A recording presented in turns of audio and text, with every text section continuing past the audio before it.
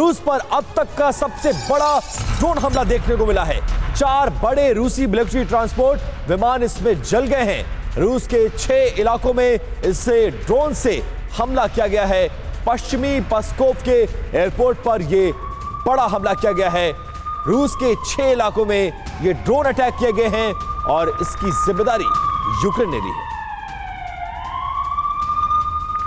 और मनीषा हमारे साथ, हमारे संवाददाता फोन लाइन पर जुड़ गया। मनीष, जिस बात का डर था और लगातार जिस बात की कोशिश कर रहा था यूक्रेन, वही हुआ और एक बड़ा सेटबैक है ये रशिया के लिए।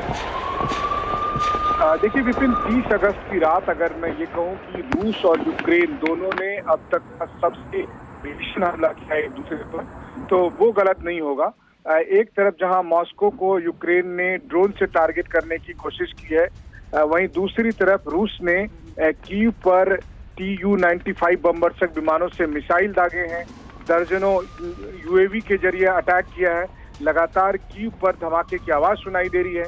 अभी अभी खबर आई है कि क्रीमिया के पास यूक्रेन के 4 वेसल जो हैं उस पर 50 यूक्रेनियन सैनिक सवार थे, जिसे एयरक्राफ्ट के जरिए निशाना बनाया गया और उसे खत्म कर दिया गया। वहीं दूसरी तरफ रूस के कई इलाके ऐसे हैं जहां पर यूक्रेन की तरफ से हमला किया गया। तो कहा जाए तो बीते कुछ घंटों में रूस और यूक्रेन ने एक दूसरे पर अपनी पूरी ताकत झोंक दी है।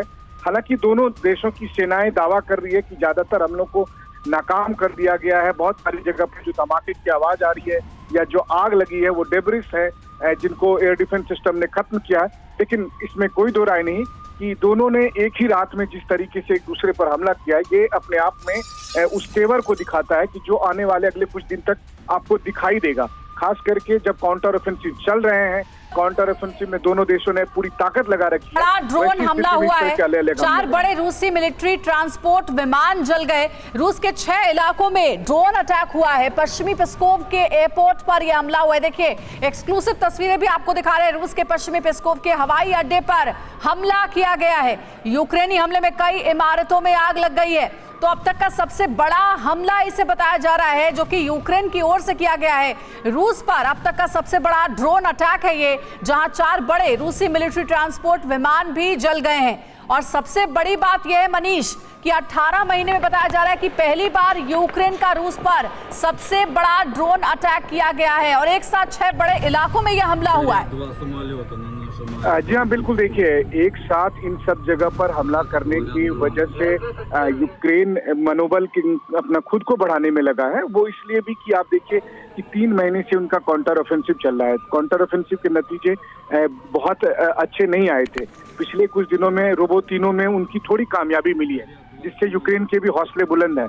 यूक्रेन अब अलग अलग ठिकानों पर हमला करके दरअसल अपने सैनिकों को, अपने लोगों को और अपने समर्थकों को ये मैसेज देने की कोशिश कर रहा है कि हम रूस को भी टारगेट कर रहे हैं। वहीं दूसरी बात यह है कि बहुत सारे यूरोपीय देश चाहते हैं कि यूक्रेन इस वक्त रूसी इलाकों पर हमला ना करे, बल्कि अपनी टेरिटरी को बचाने में ज्यादा ध्यान दे। तो मैं ये कह सकता हूं कि इस वक्त डिसाइडिंग मोमेंट है और यूक्रेन उस मोमेंट में अपनी पूरी ताकत लगा रहा है। लेकिन मनीष, ये पहली बार ऐसा देखने को मिल रहा है कि अभी तक डिफेंसिव खेल रहा था इस पूरे युद्ध में यूक्रेन और अपनी जमीन को बचाने में लगा था, लेकिन अब अपनी जमीन को छोड़कर मॉस्को पर हमला करना, क्या संदेश देने की कोशिश कर रहा है यूक्रेन?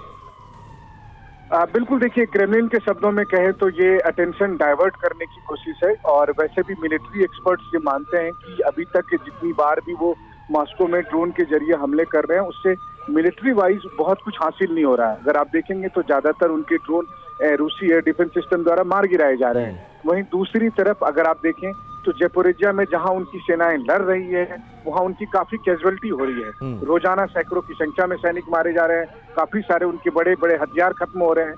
तो वैसी स्थिति में उनके ऊपर जो दबाव है उसका अटेंशन डाइवर्ट करने के लिए वो मॉस्को पर लगातार हमले कर।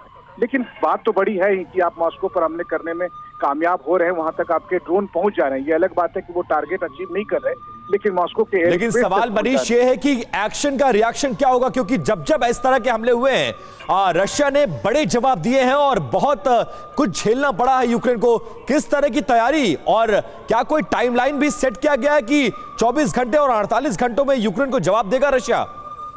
बिल्कुल सही कहा आपने। और देखिए, जवाब अभी दिया जा रहा है। इस वक्त जब हम और आप बात कर रहे हैं, कीव में काफी बड़े बड़े धमाके की आवाज सुनाई दे रही है और कीव में मिसाइलों कई सारे मिसाइल दागे गए हैं और इसके अलावा दर्जनों ड्रोन के जरिए कई दिशाओं से हमला किया गया है। इसलिए आप ये समझिए कि एक महज कोइंसिडेंस भी है कि एक तरफ यूक्रेन ने मॉस्को पर अटैक किया तो रूस ने कीव पर हमला किया और दोनों ही 30 अगस्त की रात से लगातार ये हमला यानी कि अब व्लादिमीर पुतिन चुप नहीं बैठने वाले हैं मनीष। अब रूस की तरफ से भी जोरदार पलटवार की अब तैयारी हो चुकी है, क्योंकि 18 महीने में पहली बार है जब इतना बड़ा हमला यूक्रेन की ओर से रूस पर किया गया।